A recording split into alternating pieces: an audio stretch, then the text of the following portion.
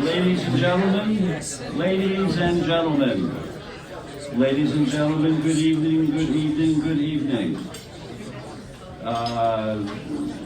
Welcome to the Sausalito Yacht Club. Welcome back, welcome to Sausalito Yacht Club. This is a special event. Typically our speaker series goes 11 months of the year. We typically take December off for the holidays, etc. But because of some very special kindness and efforts by the Portuguese Consul General of San Francisco, we have a unique event. The speaker who is on the faculty of UC Davis and also has written a book, which by the way, I'm reading right now and I highly recommend you buy it. It's a terrific book, well written, etc. My name is Tom Kowalski and I'm one of the staff commodores here, and I want to just make a few comments about the importance of tonight and the importance of our liaison and reciprocity with Cascais. I've been there 3 times, and if you've never been there, please go. It's a wonderful place to visit, and we have a very strong reciprocity with Club Naval there. For those of you who are not aware of it, we have a very strong junior sailing program with them. We've been doing this for over 10 years. And this past summer, the junior sailors from Portugal were here. In July of 2026, our junior sailors will be going over there. 6, 7 to 8, along with coaches, go over. And we recommend it in the sense that these are the candidates come from our sailing program here in Sausalito. The program is fully funded by efforts by a Fado Exchange at the Pines, by the Youth Sailing Foundation, and also by the Yacht Club. So any junior sailor who goes over, what they really are required to bring is their passport and pocket money. And that's a unique thing that we do at the club that we're very proud of. Now, to give you an idea of how strong our connection is with the Portuguese heritage here, you may be aware that the placa by the former Bank of America building, now the Sausalito Arts Center, is named after Cascais.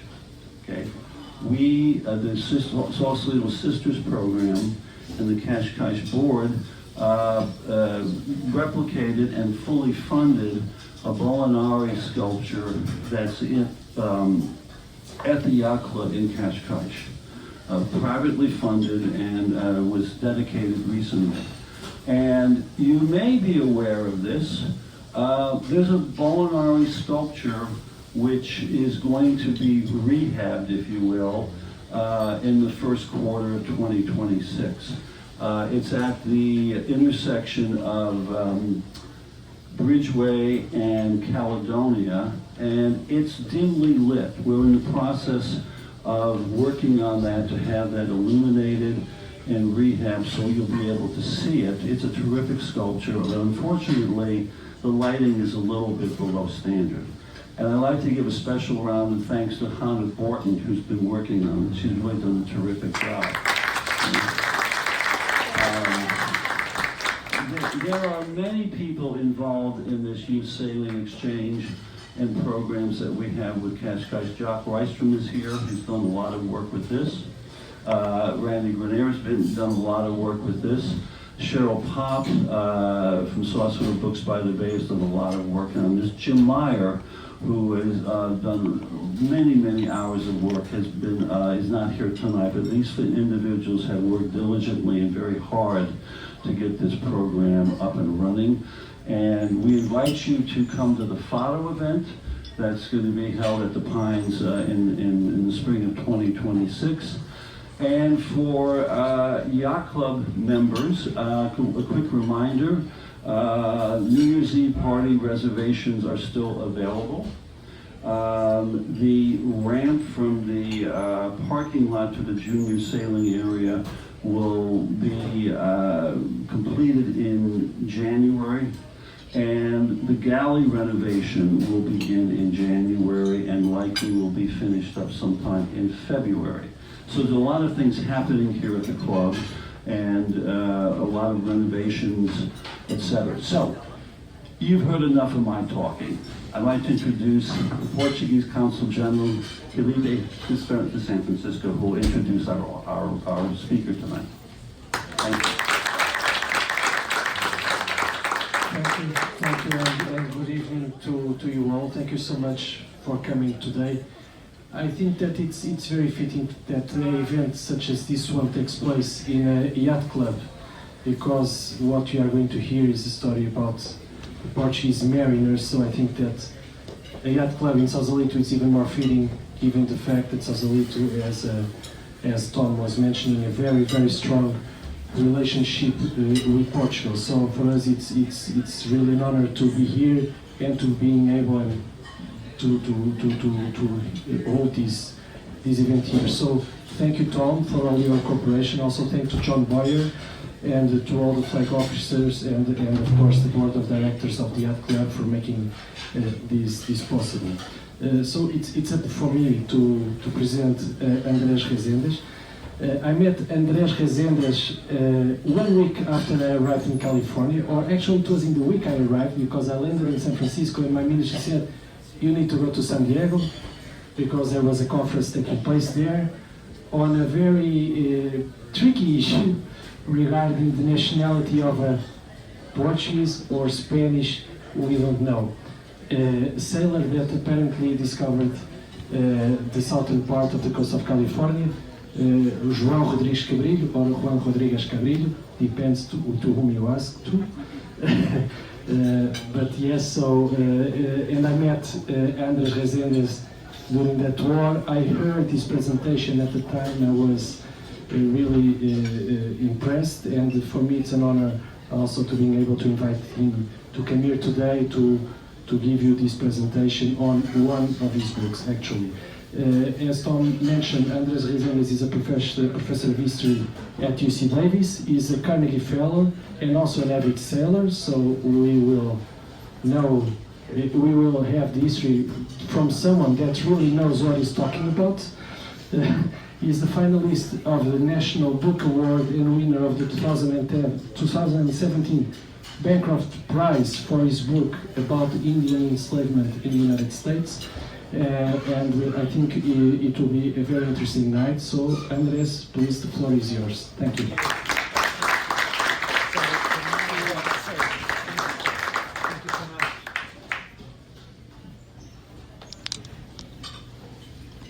Good evening. Thank you so much. It is a pleasure. I truly feel like in family being here. Thank you to Tom Kowalski, to Filipe Ramalheira, to Duarte Pinheiro, and to the Sausalito Yacht Club for hosting me. It's a pleasure. Thank you all for coming here. Thank you. I am a professional historian, so typically I would start by going back to the 16th century, but in this particular occasion, I'm going to start by confessing that I have a little sailboat in Richmond, so I sail the Bay Area. And that I arrived to this topic because sailing in the Bay Area, you realize that you can get into trouble very fast if you don't know what you're doing. And it brought to mind the question of how the very first individuals who ventured through the Pacific, which, as you know, is twice as large as the Atlantic, and very little of its geography was known, with just a compass, basically. And so that took me to that story of this extraordinary unknown Portuguese mariner who was the first to go across the Pacific and back. And I'll get to that in a minute. So I will start by saying that the Pacific has been crossed by humans for a long time. Polynesian navigators first crossed by island hopping through much of the Pacific. But it would be during the first half of the 16th century when European mariners were first able to go from here to Asia, and then in the middle of the 16th century completed the way there and back. Magellan took the very first decisive step towards opening the Pacific during his famous circumnavigation of the world, as you can see, in 1519 to 1522. So Magellan and his crew became the first humans to cross the largest ocean on Earth in one swoop in recorded history, but he wasn't able to return. So we call his voyage of circumnavigation, as if he was trying to prove that the Earth was round, but in fact, of course, everybody knew that the Earth was round back then, and he just couldn't come back the same way he had gone. So in the aftermath of Magellan, the Spanish crown dispatched a few other expeditions in the 1520s and 30s and 40s to try to find this other way to reach the fabulous wealth of Asia by going west, as Columbus had said. So Columbus's whole idea was to sail west to reach the east. And this is exactly what these other expeditions in the 1520s and 40s, the Saavedra and Villalobos, these expeditions did not depart out of Spain as Magellan had done. They departed out of the western coast of Mexico, and they were able to go all the way to Asia, but they still couldn't really return. They had to overcome some difficulties in order to find the way back. And the expedition that concerns us today is the one that finally made possible going there and coming back. They discovered the Vuelta, as they called it in Spanish, or the Volta in Portuguese. This expedition, this dramatic expedition, secret expedition of 1565, finally was able to do that, turning the largest ocean on Earth into a vital place of contact and exchange. No expenses were, so here you have some of the expeditions that tried to return but could not. I mean, spoiler alert, I will tell you, but I don't probably have to tell too many of you who are sailors. In order to come back, you need to find appropriate sailing conditions. And basically, from the Philippines, you have to go way north in order to catch favorable winds that were coming back to America, and also favorable currents, the northern rim of the so-called North Pacific Gyre. And these earlier expeditionaries, including Magellan, did not know exactly where to go, how far north to go, at what time of the year to go in order to find these favorable conditions. So the expedition that concerns us today is the one that finally did it. In order to do that, no expenses were spared by the Spanish crown. So typically, these expeditions were private undertakings, meaning the individuals chartered or bought the ships and bought the provisions and secured the people to do that, and then secured permission from the Spanish crown to launch these expeditions. But in this case, the Spanish crown was so interested in finding a viable way to trade with Asia from America that the Spanish crown itself put the money, and the money was, I mean, it was an insane amount of money, 10 times what Columbus had expended on his own venture just 7 decades earlier, in order to make this a reality. And the person who gave the order is Filipe II. He is the Spanish monarch after whom the Philippines is named. But the person who really was in charge, he just gave the order to the Mexican viceroy, so the personal representative of the King of Spain in Mexico. Mexico was then the Viceroyalty of New Spain. The Viceroy of Mexico was the one who was given the order to, you are going to organize this venture and you are going to find a way to open trade with Asia, one way or another. So the man on your left, Don Luis de Velasco, I'll just call him Don Luis from here on, is the man who knew very little. He probably never even laid eyes on the Pacific. knew very little about nautical matters, but he was given the power of the purse, and he was given all the authority to make this a reality. Don Luis commissioned the construction of two enormous galleons of more than 500 and 400 tons of burden, respectively. These were quite possibly the largest ships ever built in the American continent up to that point, in the middle of the 16th century.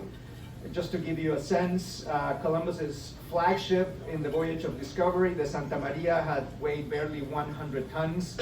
Magellan's largest circumnavigation vessel, the San Antonio, had been about 120 tons.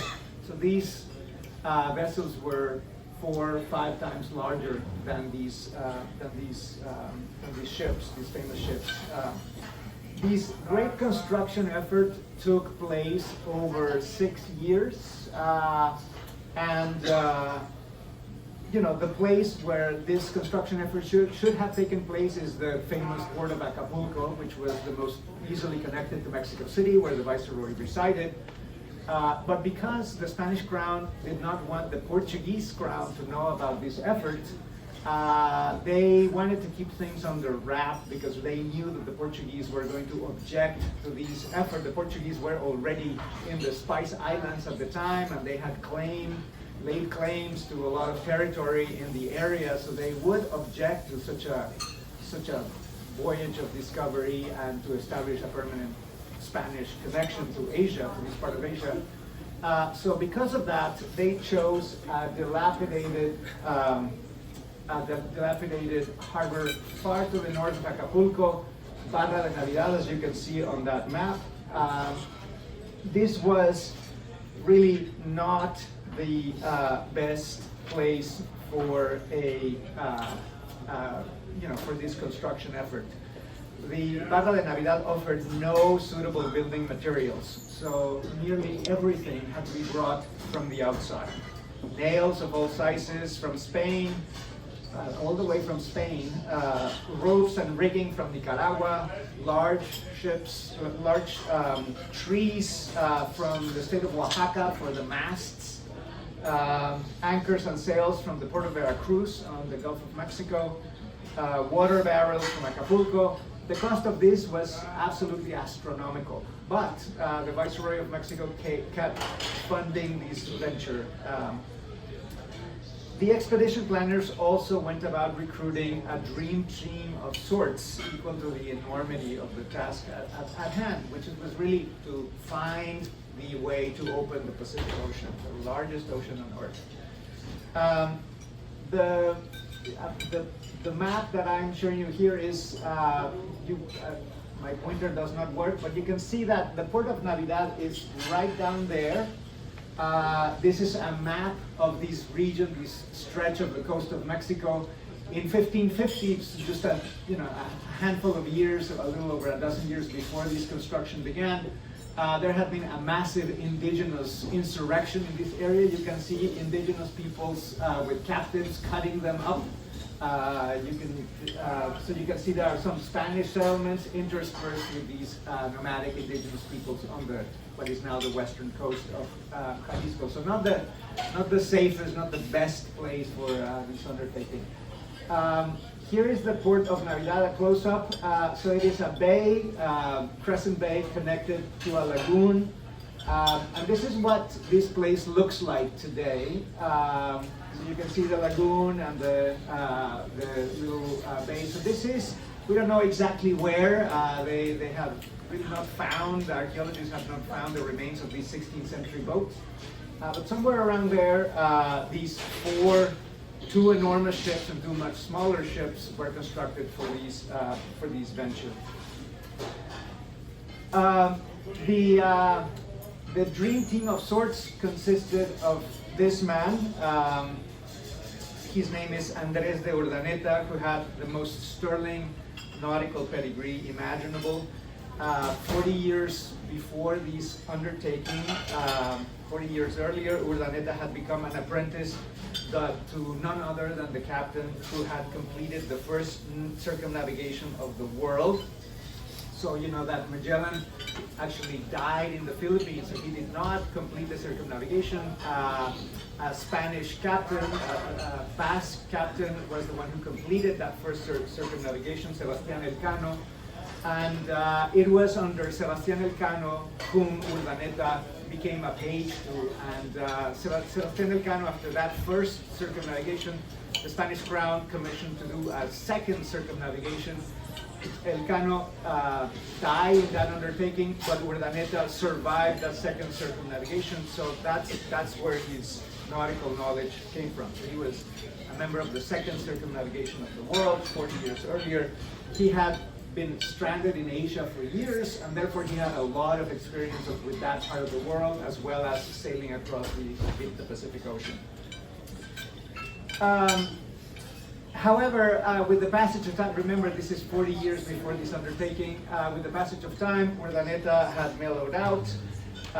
He then took his vows in an Augustinian convent in Mexico City to, as he put it, to live out the balance of my life in the quiet and peace. But this quiet retreat was not meant to be, as the Spanish king sent a letter to Urdaneta saying, we are putting together this expedition and you are coming, you are going to be in charge of this. So he blocked Urdaneta from this quiet retreat for one final life or death expedition. And the other remarkable protagonist of this expedition was our protagonist in this presentation, who was an Afro-Portuguese man named Lope Martin. He was a sailor from the southern coast of Portugal, from the Algarve, which at the time was the preeminent maritime region in the world. Both on the Portuguese side and on the Spanish side, these are the crews that went with Columbus and Magellan and all these great expeditions. Lope Martin was a free mulatto in the language of the day. That is, he was a black man who was not himself a slave, but of slave parents. And one of those talented navigators who always seemed to know just exactly what to do aboard a vessel. And what's really extraordinary about this guy, we don't have an image of Lope Martin. The closest I can get is this image from Christoph White. It's a German illustrator who is showcasing how African slaves performed in these fleets of discovery voyages, and it gives us a little bit of the sense of what his life, or at least some of his, his close associates may have been like in these early fleets. But as I said, what's really extraordinary about Lope Martin is that really being a mariner was really no great feat. Meaning, if you were in need of a job, that's what you did. You volunteered for these voyages of expedition where you would risk your life. And he went from page to mariner eventually. But Lope Martin made the leap from mariner to pilot. And becoming a pilot in the 16th century involved a lot of knowledge. By the middle of the 16th century, in order to be a pilot, you needed to own your own map. You needed to be able to measure the altitude of the sun at noon versus the horizon in order to determine your latitude, how far or north or south you were. And it required performing all the calculations in order to determine your latitude. So all of that required passing some exams. And so Lope Martin must have been the kind of resourceful individual who was able to pass all the exams and to become a licensed pilot. And not only that, but become so talented that he was specifically recruited for these super important, arguably the most important expedition of the Spanish expedition at the time in the middle of the 16th century, which was to open the way to Asia and the riches of the Orient. Okay, so on Monday, November 20th, 1564, all voyages boarded these 4 vessels. As I said, 2 enormous vessels, 500 and 500 tons, and 2 much smaller ones. One was 80 tons, and the smallest one, which was piloted by Lope Martin, was only 40 tons. So really a souped-up boat to cross the Pacific, crammed with 20 people in it. So at 2 or 3 a.m. On that November 20th, in the darkest hour, the flagship finally fired a salvo. A crier said something along the lines of, "Ease the ropes of the foresail in the name of the Holy Trinity, Father, Son, and Holy Spirit, 3 persons and 1 single true God, and they may be with us and give us a good and safe voyage and carry us and return us to safety to our homes." Something to that effect was said. So that's how this venture started. But of course, in the middle of the 16th century, vessels did not come equipped with radio communications or GPS. So merely 10 days after departing from Navidad, the San Lucas, piloted by the black man Lope Martin, became separated from the other 3 vessels. They would thus continue the voyage separately all the way to the Philippines. They had some contingency plans of what would happen if the vessels separated, and they would rendezvous later on, but none of this panned out. So basically, Lope Martin and his boat, the San Lucas, which was described in the Spanish documentation as a patache, a dispatch boat. So a boat that was not really meant to cross oceans, but was more to explore coasts or to serve as contact between larger vessels. But they were in this patache in the crossing the Pacific on their own. In that connection, we saw here's the trajectory of the San Lucas and the trajectory of the other 3 vessels.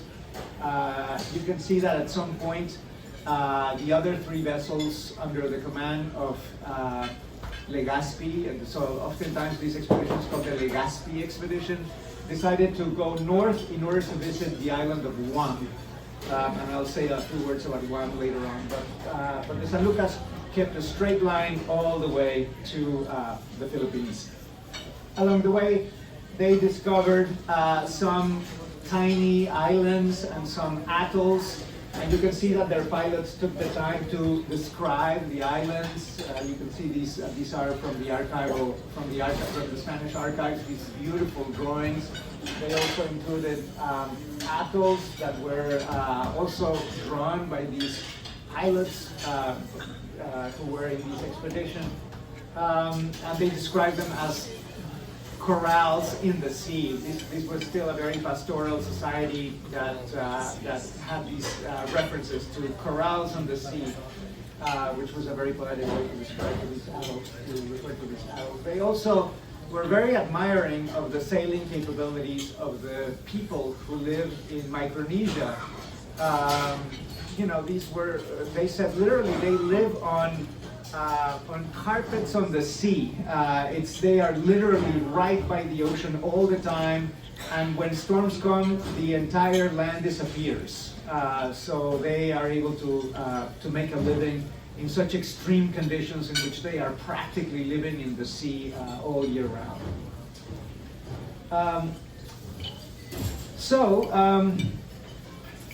The San Lucas, the vessel piloted by Lope Martin, arrived in the Philippines 2 weeks before the rest of the fleet.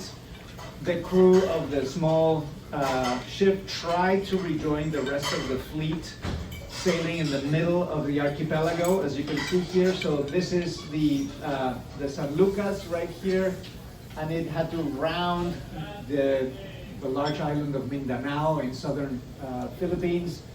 And even though they came very close, this is where the Legazpi squadron hit, and they both sailed right through the middle of the archipelago. And even though they came very close, they were never able to reunite. They went both of them went to Cebu, the island of Cebu, which they refer to as Magellan's Island, because that's the island where Magellan had lost his life. and that was a well-known fact with mariners of this time. They both went there, but they weren't able to rendezvous. And so in the end, you can see that the San Lucas drifted northward, eventually reaching the San Bernardino Strait in April of 1565. Martin and the crew of the San Lucas faced an agonizing choice really by that time. So one was to continue to look for the other vessels, but all the while consuming their dwindling food supplies. So that was one possibility. And they were really eating into their food supplies. A second possibility was to simply defect to the Portuguese. As I mentioned, the Portuguese were already in the Spice Islands, and it would take somebody of the caliber of Martin, it would take just a few weeks for him to reach the Spice Islands from where they were. So that was a possibility that, for reasons that we don't know, they decided against. And the third option was to simply attempt a return voyage by themselves, something that had never been done before, especially not in a dispatch boat, in a souped-up boat, as I described it, with not even full casks of water and with dwindling food supply. The San Lucas thus began the most improvised vuelta ever attempted on the Pacific Ocean on Eastern Sunday, April 22nd, 1565. These epic voyage, and we don't have time, I would like to leave some time for questions, involved mutiny, marvelous sightings, unforeseeable dangers, and a near shipwreck, but it would be the very first east to west crossing of the Pacific in recorded history, and it would start a continuous flow. In the aftermath of these voyage, the Spanish were able to establish a yearly circuit departing from Acapulco, the so-called Manila Galleon, going all the way to Manila and back, and it started with this one voyage, with the knowledge gathered by Lope Martin and the rest of the fleet, as we shall see. This fateful decision happened happened almost by accident. On April 21st, the men of the San Lucas reached this opening of the San Bernardino Strait, and after passing the strait, they could see no more islands ahead. They were back into the open ocean. And so, and the currents are notoriously strong along the San Bernardino Strait, and there was hardly any wind that day. So the San Lucas started drifting into the open ocean. And so the captain of the San Lucas asked Lope Martin, the pilot, to, and I quote, "consider carefully the best course in the service of God, His Majesty, and to save everyone aboard." And Lope Martin's exact words have reached us to reveal his awareness of the last missing piece of the puzzle of the Vuelta. He said, and I quote, "It was best to return to Mexico because the summer season was about to start. And if we could gain enough altitude towards the north, we would find very favorable conditions. And that would be better than being captured by the islanders or by the Portuguese." This is what a Portuguese pilot said. The pilot's insight is unassailable.